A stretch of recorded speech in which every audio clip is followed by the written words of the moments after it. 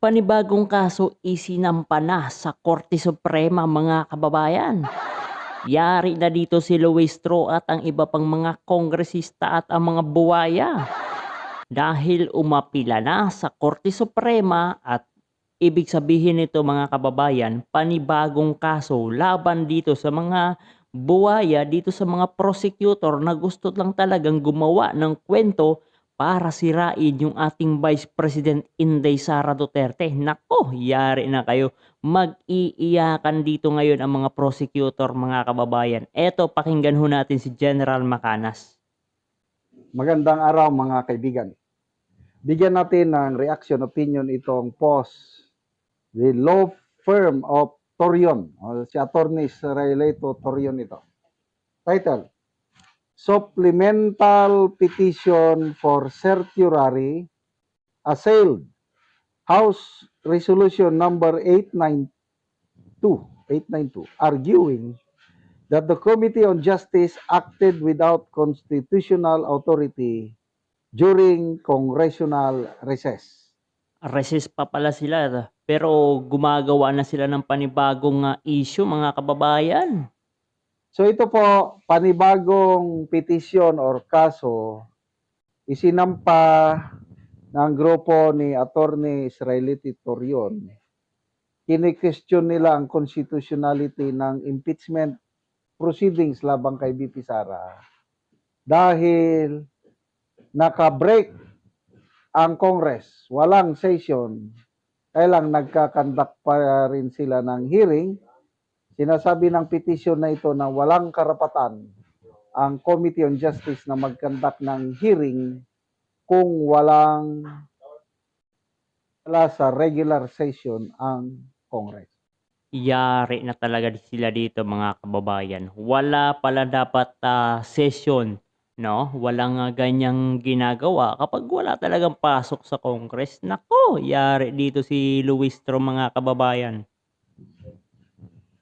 Petitioners led by Attorney Torion, Attorney Nolasco, Attorney Jimmy Bondok have filed Yari. before the Supreme Court a supplemental petition for certiorari raising an additional and independent ground to stop the impeachment proceeding against Vice President Sara Duterte.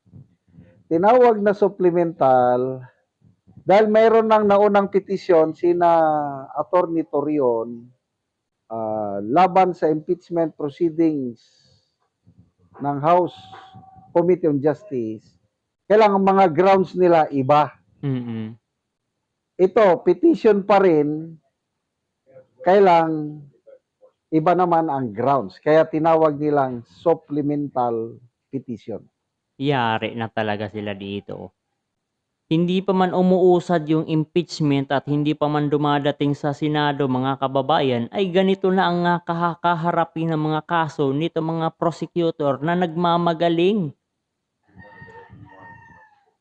In their supplemental petition, the petitioners assailed House Resolution number 892, which authorized the House Committee on Justice to continue impeachment proceedings during the regular recess of the House of Representatives from March 21, 2026 to May 3, 2026, with the same force and effect as if the House were in session. According to the petitioners, the House Committee on Justice committed grave abuse of discretion amounting to lack or excess of jurisdiction when it conducted hearings. Yung ganitong usapin mga kababayan, panigurado meron na naman silang sasabihin, lalong-lalo nitong mga prosecutor. May sasabihin na sila na sumusunod lang sila sa batas, pero hindi mga kababayan, hindi sila sumusunod sa batas. Yan ang katotohanan. Conducted impeachment hearings, received evidence, entertained motions, acted on subpoenas, compelled attendance, and expanded the evidentiary record during a period when the House was not holding plenary sessions. The supplemental petition argued that impeachment is not an ordinary legislative inquiry and that may freely proceed on the basis of internal convenience. It is a constitutional process governed by Article 11 of the Constitution. Petitioners stress that the Supreme Court has already clarified that for purposes of impeachment, a session day only for purposes of this constitutional provision means a calendar day on which the House of Representatives holds a plenary session. Petitioners maintain that this constitutional rule cannot be bypassed by a House resolution. Yari mga kababayan, hindi pala dapat ibinabypass ito ng mga kongresista, pero ginawa nila, no? Matindi ho sila. Ito lang sinasabi ho natin mga kababayan, lawbreaker. Lawmaker pero lawbreaker. Argued that once the House went into regular recess, the constitutional basis for treating committee acts as part of the impeachment timetable cease to exist.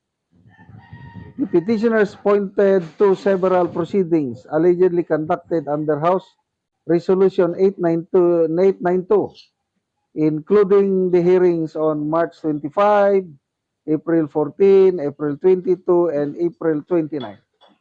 So ngayong araw yan mga kababayan, April 29. They argued that these hearings were not merely administrative or ministerial, but substantive proceedings that affected the rights of the respondent and expanded the case against her. Petitioners argued that House Resolution 892 also violated the plain and ordinary meaning of the Constitution.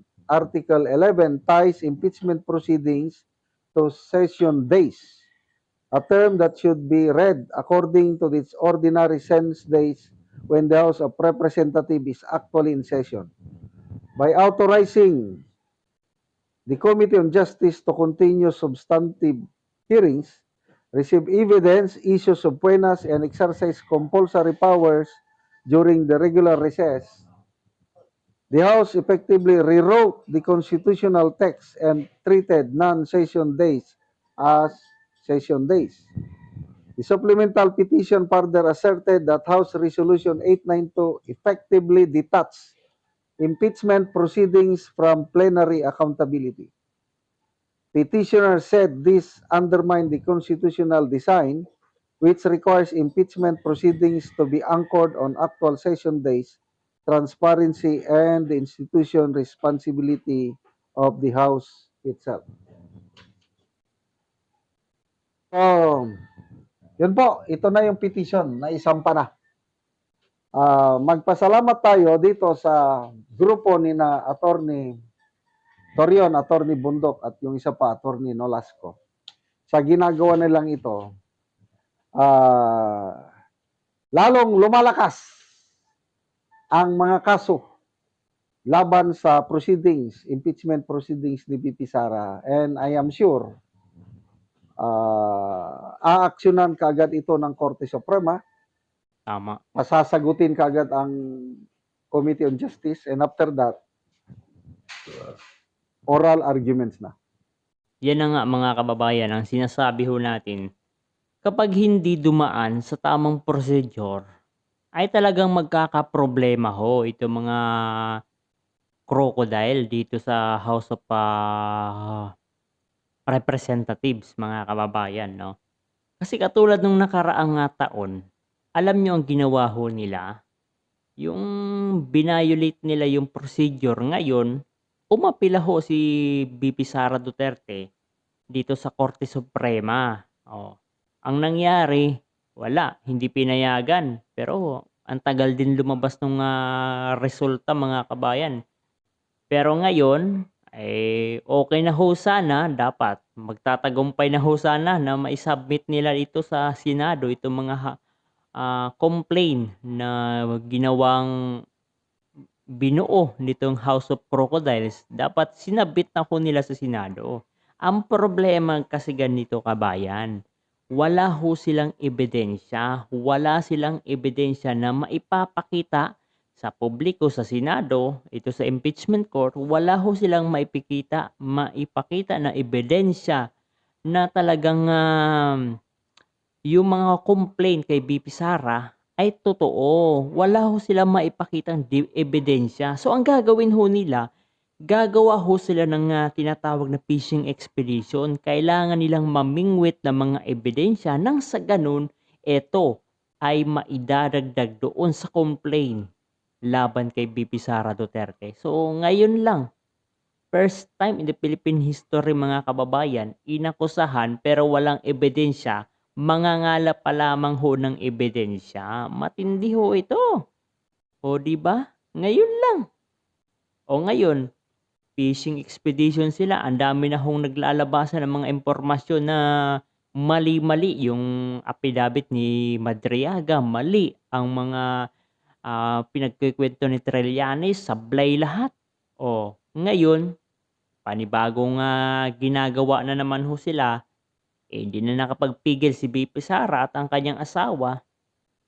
Ayan, sinampahan sila ho ng kaso dito sa Quezon City Prosecutor Office. Ngayon, nag-iiyakan itong mga prosecutor o itong mga Congress na House of Crocodiles, mga kababayan. Nag-iiyakan ho sila. Ngayon, panibagong kaso ho ang kakaharapin nila dahil umapila na itong si Attorney Torion, si Attorney Jimmy Bondok, si Attorney Nolasco dito ho sa Korte Suprema. Na wala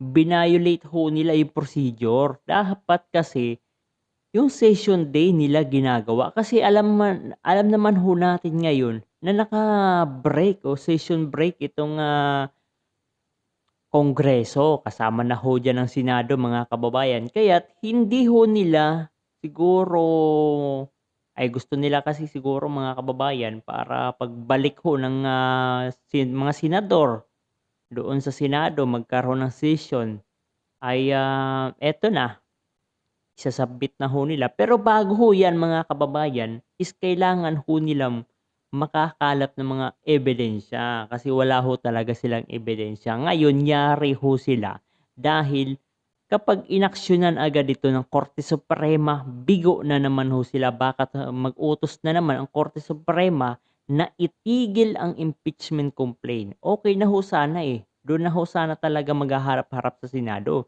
Kaso, binayolate nila yung procedure. Lagi na lang binabypass. Katulad na lamang mga kababayan sa ginawa ni Bongbong Marcos laban kay Pangulong Duterte.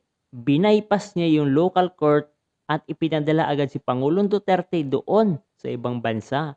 So, ibig sabihin nito mga kababayan is magkakasabwat ho sila. Pare-parehas yung kanilang ginagawa. Pare-parehas yung kanilang mga plano, ang kanilang mga ideya na kapag hindi kaya ng tapat na labanan o yung harapan na labanan, ay gagawin nila, ibabypass ho nila para manalo ho sila. Yan ang ginagawa ho nila ngayon. Pero, nako, yari talaga dito mga kababayan. Pag umaksyon ho ang Korte Suprema dito, yari talaga sila. Panibagong na naman, kabiguan ito mga House of Crocodiles dahil hindi talaga maganda ang pinagagawa nila sa ating bansang Pilipinas.